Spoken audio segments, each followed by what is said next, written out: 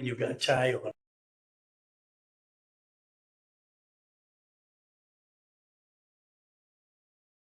Colleagues, welcome to this meeting of the Inverclyde Audit Committee.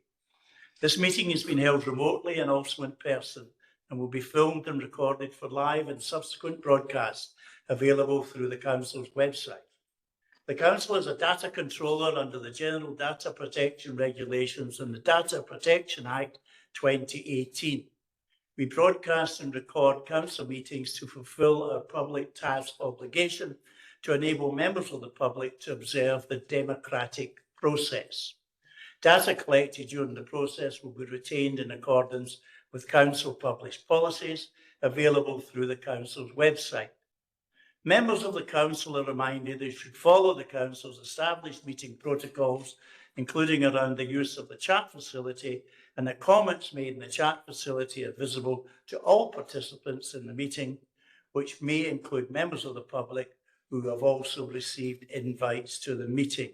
Thank you for that. Do we have any apologies, Lindsay? An apology for absence has been intimated on behalf of Councillor Crowther, with Councillor Armstrong substituting. Convener will now move to a roll call. All members, please indicate if they are present at the meeting, either in person or remotely. Councillor Clockerty? Present in the chamber. Councillor Armstrong? Present in the chamber. Councillor Curley? Present in the chamber. Councillor Halier? Present remotely. Councillor Law? Present remotely. Councillor McCormick? Present remotely. Councillor Maguire? Present. Councillor McVeigh? Present remotely. Councillor Nelson? Councillor Reynolds? Present remotely. Councillor Wilson? Present in the chamber. Are there any declarations of interest? Thank you very much, Lindsay. Just before we start, there's been a lot of publicity recently about early retirement payments, mainly through the pension fund of senior employees at Glasgow City Council. And I would like to first of all ask Angela to say a few words. Thank you, Convener. Yes, obviously there was a recent publication from the Audit Controller of Audit about the scrutiny, governance and transparency and the decision making of exit packages for senior officers in Glasgow City Council. I intend to bring a report to the next committee, just giving an update of the situation, the position for the council, and where we stand with that, but also to give some assurances just now that we do have robust policies in place. They have the appropriate scrutiny and appropriate approval process from members, and hopefully the report coming forward will be able to give some clarity and also comfort around about our process within the council. Thank you very much, Angela. Chief Executive, would you like to add to that? Chair, through you. Andrew Burns, the Deputy Chair of the Accounts Commission, wrote to leaders and Chief Executives yesterday on this subject. I'm satisfied with the Interim Chief Financial Officer's statement to the committee today, and we will ensure that the report is brought back to this committee at the next cycle. Yes, I personally am very satisfied with the transparency. We see a report regularly on those who take early retirement. Thank you for that, Angela. Thank you, Chief Executive. We move on to agenda item number 2 under performance management. Internal Audit Progress Report from the 1st of April to the 31st of July. Andy. Thanks, Chair. So this is just the regular progress report on the work of internal audit. Since the last committee meeting, there were 4 audit reports finalised, and these are set out at Appendix Section 2 of Appendix 1. There were no reports issued with the requires improvement or an unsatisfactory rating. However, a couple of amber issues were identified, firstly in relation to the audit of HSCP strategic commissioning, particularly around managing the eligibility criteria within the strategic commissioning arrangements, and secondly in relation to management sign-off of the driver's annual risk assessments, which was identified as part of the vehicle maintenance audit. Action plans have been agreed for all 4 audits and will be followed up with officers when actions become due. The 24-25 audit plan is almost complete, and the team is now progressing the 25-26 audit plan. Current status is set out at Appendix 1. In relation to internal audit action plans, there were 4 actions due for completion by the 31st of July, and all actions have been reported as completed. The status report is attached to Appendix 2. The fraud team continues to prioritise the investigation of matches identified through the National Fraud Initiative, and proactive work is also underway in relation to checking the validity of ongoing council tax exemptions. There were 2 whistleblowing referrals received in the period which have been closed as no fraud was detected. Happy to answer any questions. Thank you, Chair. Thank you, Andy. Any questions, colleagues? Councillor Armstrong. Thanks, Convener. Obviously, I'm substituting here for Councillor Crowder, so I'm not. That doesn't stop you saying anything.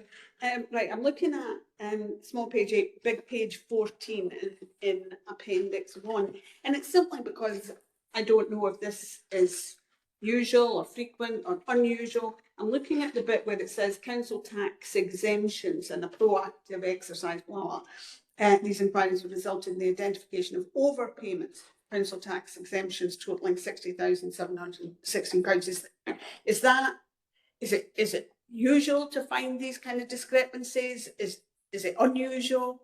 Is that an average kind of amount, or, I mean, anything you can expand on? Thank you. Andy. Through yourself, Chair. So this is a new data set that's come out through the National Fraud Initiative, and it's looking at properties where an exemption has been applied. So what the team are doing is looking at the exemption itself against that property and making sure it's still valid. So that involves just various checks. What can normally happen is it tends to be deceased cases where there is a new family has maybe moved into the property and there's a change of circumstance that's not been notified to council tax. So that results in what we call, we've overpaid that exemption. So we then reassess, revenues and benefits will reassess the ongoing liability for that, which has resulted in additional income to the council. Thanks very much. Thanks. Thank you. Councillor Clougherty. Thanks, Chair.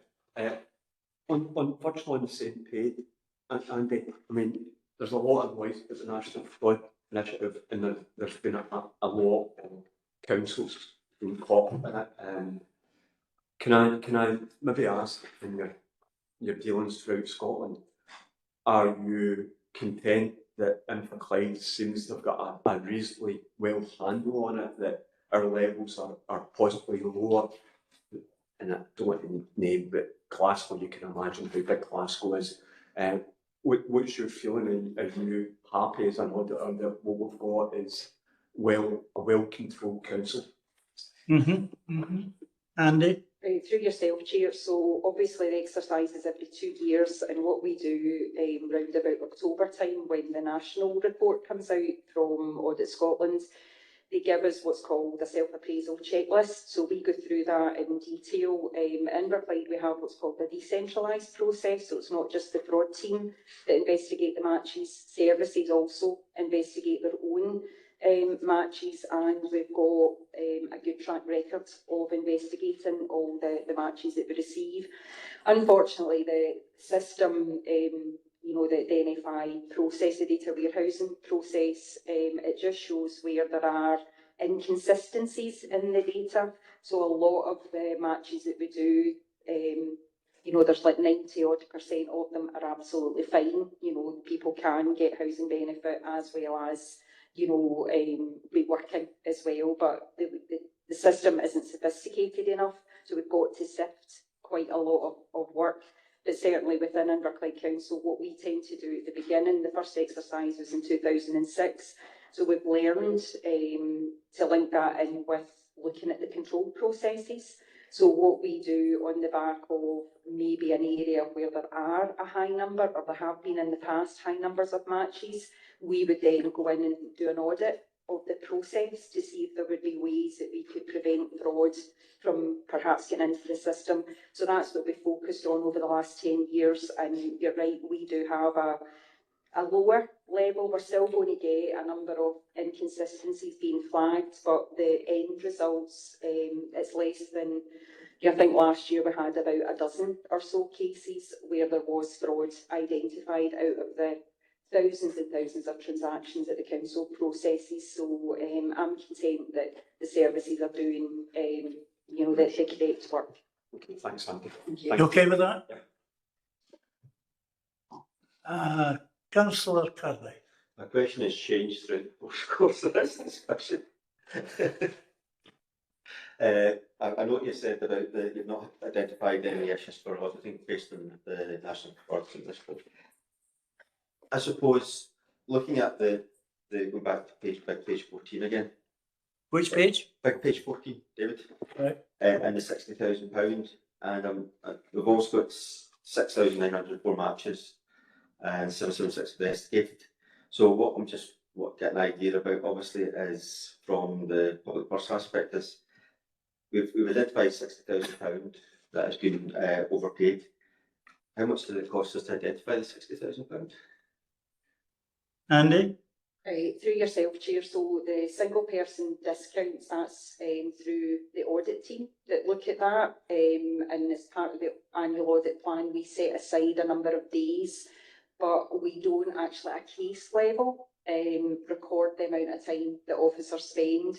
But for this year's audit plan, I think it's around 120 days, but that covers the entire breadth of the National Fraud Initiative, so it's not disproportionate, if that makes sense. And these, what we do through the recheck, this is again just where a change of circumstance hasn't been notified. So a property's had a single person discount applied to it for a number of years, but when we then look at the discrepancies, we will then identify whether there is a second adult at that particular property, and we will pass that for adjudication to finance. So we do part of it. The adjudication is done by finance, and we don't record the sort of time spent.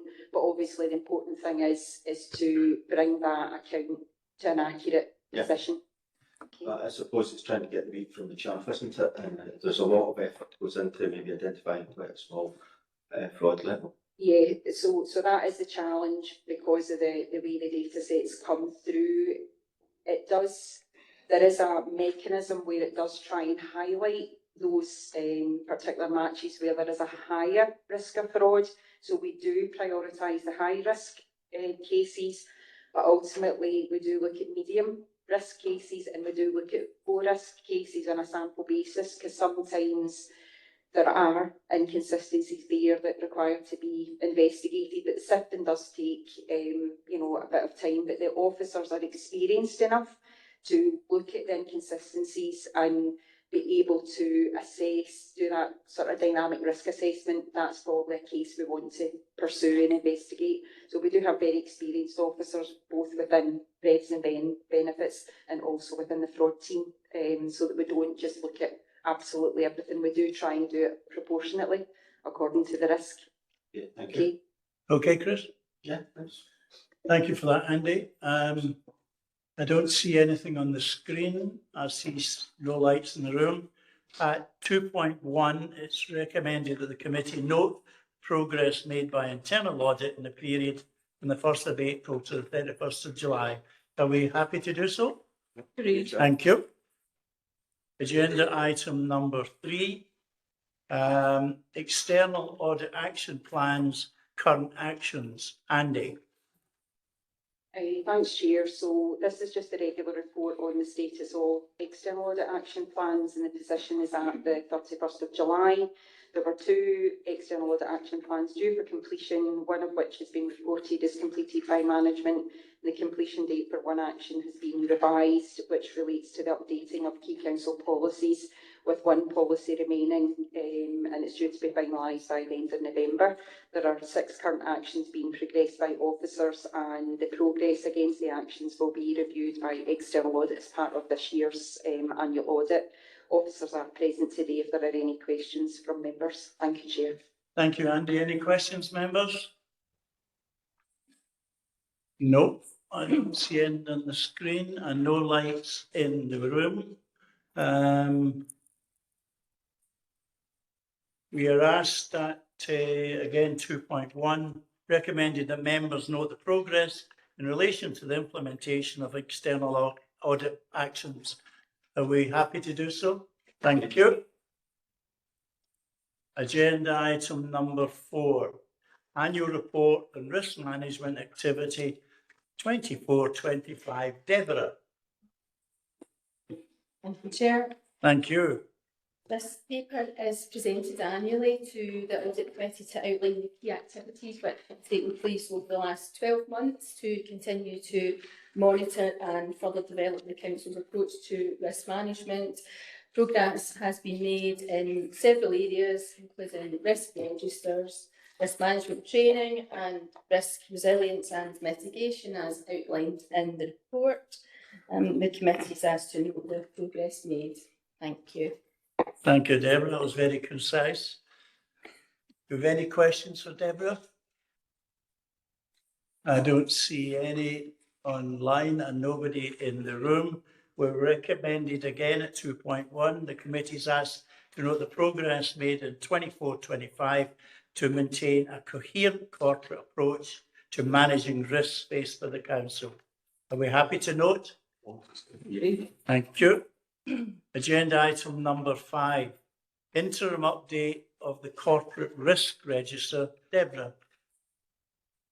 Thank you, Chair. This paper is presented to the Audit Committee to provide an interim update on the corporate risk register, which represents the most significant corporate risks to the Council. Although there have been some updates in the underlying profile of some of the risks, there has been nothing material to require a change in risk scores. The report is a new format for Audit Committee, and the committee is asked to consider and provide feedback on the updated format and note the position of the risks presented. Thank you. Thank you, Deborah. I really welcome at big page 46 the use of colours in our papers. So often we get papers that are just black and white and you can't distinguish what is perhaps serious or not, red or amber or green. Any questions for Deborah, colleagues? Did you reach for your light? No, that's okay. I see nobody in the room, nobody online. Thank you very much. We're asked at, again, 2.1, we're recommended that we consider and provide feedback, the updated format for internal reporting, that we consider provides feedback on and note the position on the most significant corporate risks facing the council and their current updates, including the corporate risk heat map. It's a heat map and summary in Appendix 1 to this report. Are we happy to note all of that? Agreed. Thank you very much, everybody. That concludes this meeting. Thank you for attending. And thank you to Angela, the Chief Executive, for the contributions at the beginning. Thanks, Chair.